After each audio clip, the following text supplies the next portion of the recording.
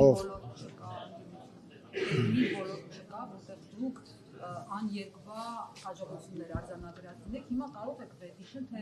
որ ոլորտներում ունեցել եք հաջողություն այդ 7 տարիների ընթացքում։ Բազմաթիվ ազատությունների, իրավունքների տարբեր անվտանգային իդեպ, այո, լուրջ եմ ասում, ինչի։ Դուք չէիք, որ պատերազմից անմիջապես հետո ասում էիք, որ նոր պատերազմա լինելու, որ հեսա հարձակվելու են Հայաստանը վերացնեն, որ նույն բանակցողը չի կարող բանակցել։ Դուք չէիք ասում, որ նույն բանակցող իր հարցը, մի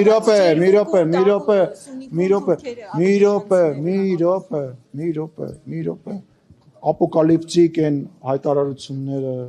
որ արվում էր պատերազմից հետո, անմիջապես պատերազմից հետո։ Մենք այսօր ունենք համաձայնեցված պայմանագիր դիվանագիտության ոլորտում, միջազգային գործընկերների ոլորտում, մենք Հայաստանի Հանրապետությունը իր տնտեսության տարբեր ոլորտներ դիվերսիֆիկացրել է, փոխել է շատ բաներ, մենք այն մակարդակը, որ կա միջազգային մեր հարաբերություններում երբևիցե չենք ունեցել, մարդու իրավունքներ, խոսքի ազատություն, որ մեկ ասեմ, ասեք։ Դիվանագիտության հաջողությունն է, որ մեր երկրին, օրինակ, այն երկրները, որոնք որ գիտեն, որ մենք ՀԱՊԿ-ի անդամ ենք, այնուամենայնիվ զենք են վաճառում, դա հաջողություն չի։ Այն, որ միջազգային դիտորդները քաղաքացիական Հայաստանի Հանրապետության սահմանին են կանգնած եւ դա բարձրացնում է Հայաստանի Հանրապետության անվտանգային մակարդակը։ Այն, որ Հայաստանի Հանրապետության ձայնը լսելի է աշխարհով մեկ եւ մեր գործընկերները թե հայտարարությունների, թե աջակցության առումով, թե այն ծրագրերի, որոնք որ իրականացնում են, անում են, բայց ինչ էիք պատկերացնում, այսինքն ինչ պետքա լիներ, որ դեռ չի եղել միջազգային առումով, որ ձեզ հիմա այլ կարծիքի է բերում։ Եղավ ագրեսոր կողմը ադրբեջաններ, որոնը հավասարության նշան դրեցին դիվանագիտությունը։ Ով հավասարության նշան դրեց։ Ով է հավասարության նշան դրել։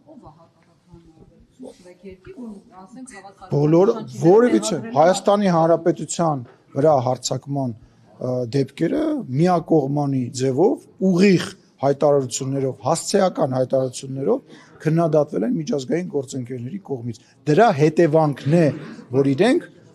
բան են ուղարկել, քաղաքացիական այդ առաքելությունն են ուղարկել։ Ու դուք մի բան ասեմ, շատ հնարավոր էր 2020 թվականի պատերազմից հետո եւ տենց պլանել կար, եւ ես չեմ բացառում, որ այդ պլանը միգուցե ինչ-որ մարդկանց մտքում կա, որ ունենալ հայելային նույն իրավիճակը, որը եղել է 90-ականներից հետո, այսինքն ադրբեջանական զորքը պայմանական ինչ-որ տոկոս Հայաստանի Հանրապետության տարածքից զավթի, նստի եւ հռչակի, օրինակ այն ինչ-որ հիմա իրանք ասում են, այդ պլանն է եղել, Հայաստանի Հանրապետության այլ միջազգային, այսպես ասած, միություններին միացնելու պլանն է եղել, Հայաստանի Հանրապետությունը մարիոնետային իշխանություն բերելու պլանն է եղել, դուք Հայաստանում եք ապրում, դուք այդ ամեն ինչը չգիտեք, մենք պատերազմից հետո մաքսիմալ ամեն ինչ արել ենք ու ես համարում եմ, որ հենց միջազգայինն եք ասում, ամենահաջողված ոլորտը մեր մոտ միջազգայինն է, աննախադեպ բան է, որ ՀԱՊԿ երկիր անդամին որևիցե այլ երկիր, որը որ ՀԱՊԿ-ից դուրս է, ասենք մի հատիկ փամփուշտ վաճառի կամ մի հատիկ փամփուշտ փոխանցի։ Դուք հասկանում եք դա քաղաքական ինչ մեսիջ է եւ կարեւոր չի թե ինչ են տալիս, կարեւորը այն է, թե ինչ են այդ հենց այդ գործողությունը, դա նշանակում է վստահության այն աստիճանը, որ քո օրինակ տեխնոլոգիաները չի փոխանցվելու երրորդ ինչ-որ երկրի, որ այդ նշանակում է, որ մենք այդտեղ ներկայացված ենք եւ ես զարմանում եմ, որ այդ հարցն եք տալի։ Շատ ավելի վատ ոլորտներ կա, հարցնեք, չկարողանայի պատասխանել։ Տեղահանվեց միջազգային հանրությունը։ Համաձայն եմ։ Ինչ է։ Արցախի ժողովուրդը տեղահանվեց, էթնիկ զտումներ եղան, ցեղասպանություն։ Այո։ Ինչ արեց այդ ձեր դիվանագիտությունը կամ միջազգային հանրությունը։ Այդքան գերիներ ունենք, ինչ է անում։ Նախ հետևից գամ, հա, գերիների մասով։ Այդ գերիների ամենամեծ մասը, եթե չեմ սխալվում, վերադարձավ Բլինկենի եւ Վրաստանի միջնորդությամբ, հիշում եք այդ իրադարձությունը։ Չէ, երևի բանի հետ եք խառնում, կոպի հետ եք խառնում։ Կոպի, բայց ասենք այդ գերիների 150 քանիսից վերադարձավ 11, հետո այն մնացած 12-ը միացան, հիմա 23 ունեն։ Այն բանը, որ Հայաստանի Հանրապետությունը ունի այդ դիտորդներին շատ բաներ կա, արի դադարեցնենք այս խոսակցությունը, որտեղ հանուն բաներն եմ ասելու, բայց դու հակապաստատ չես կարողանում բերես, ինչ է պետք է լիներ եւ չեղավ։ Նույն միջազգային հանրությունը երբ է ստիպել, որ ադրբեջանցիները դուրս գան Հայաստանի սուվերեն տարածքից։ Ախր դուք տենց ասում եմ, ապրում ենք մենք բոլորս մի հատ ինչ-որ մոլորակում, որտեղ բնակվում են հայերը ու միայն հայերը։ Այտենց բան չի լինում, դու պետք